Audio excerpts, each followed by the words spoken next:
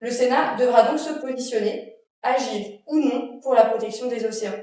C'est le sens de la proposition de loi visant à mieux protéger les écosystèmes marins que j'ai déposée en mars dernier.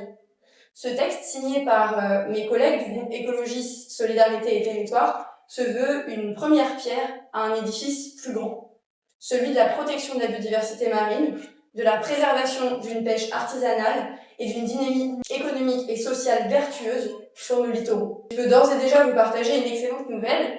Ce texte, cette proposition de loi, sera examiné au Sénat le 12 juin prochain, en pleine semaine du Sommet des Nations Unies à Nice, à l'occasion de la niche parlementaire de notre groupe. Alors aujourd'hui, nous savons que l'activité humaine fait peser des pressions insoutenables sur les océans.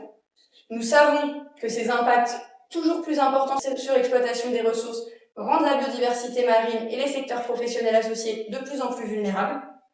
Nous savons que la bonne santé du monde océanique conditionne sa résilience et l'équilibre entier de notre planète.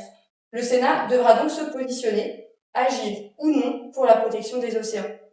D'ici le 12 juin, place au dialogue. Ainsi, je déclare ouvert ce colloque sur la protection des océans, la France face à ses responsabilités. Je vous invite à vous saisir de cette conversation, à écouter, à apprendre de ces échanges. Je vous invite aussi à confronter vos points de vue, à bousculer nos certitudes et surtout à réfléchir collectivement aux solutions.